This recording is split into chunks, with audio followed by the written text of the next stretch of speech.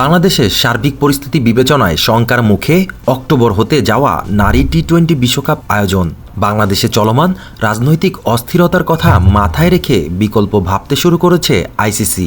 বিকল্প হিসেবে ভারতে টি-20 বিশ্বকাপ আয়োজনের কথা ভেবেছিল আইসিসি, তবে সেই প্রস্তাবে আগ্রহী নয় ভারত, যা স্পষ্ট করে জানিয়ে দিয়েছেন বিসিসিআই সেক্রেটারি জয় শাহ। বৃহস্পতিবার নারী টি-20 বিশ্বকাপের আয়োজন নিয়ে জয় শাহ বলেন, বিসিসিআইয়ের কাছে তারা প্রস্তাব দিয়েছিল যদি ভারত বিশ্বকাপের আয়োজন করতে পারে, তবে আমি সরাসরি না করে দিয়েছি, কেননা আমাদের এখানে তখনও বর্ষা মৌসুমে থাকতে পারে। তাছাড়া পরের বছর আমরা নারী ওয়ানডে বিশ্বকাপের আয়োজক, কাজেই আমি এই মনোভাব প্রকাশ করতে চাই না যে আমরা পরপর দুটো বিশ্বকাপের আয়োজক হতে চাই। আগামী সেপ্টেম্বরে দুটি টেস্ট ও দুটি টি-20 ম্যাচ খেলতে ভারত সফর করবে বাংলাদেশ জাতীয় ক্রিকেট দল। সেই সিরিজ নিয়েও কথা বলছেন জয় শাহ।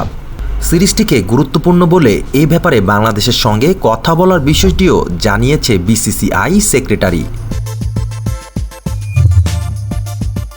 জয় শাহ বলেন, বাংলাদেশ আগামী সেপ্টেম্বরে ভারত সফরে আসবে। বাংলাদেশের কারো সঙ্গে বিষয়টি নিয়ে কথা হয়নি। সেখানে নতুন সরকার এসেছে, তারা হয়তো আমাদের সঙ্গে যোগাযোগ করবে, না হলে আমরা যোগাযোগ করব। বাংলাদেশ সিরিজ আমাদের কাছে খুবই গুরুত্বপূর্ণ। চলতি বছর বাংলাদেশের মাটিতে নারী টি-20 বিশ্বকাপ আয়োজনের কথা থাকলেও সেটি কার্যত এখন শঙ্কার মুখে, কেননা ভারত বিশ্বকাপ আয়োজন না করতে চাইলেও বিকল্প হিসেবে শ্রীলঙ্কা ও সংযুক্ত আরব আমিরাতকে ভেবে রেখেছে আইসিসি। তবে সেটি হতে দিতে চায় না বাংলাদেশ।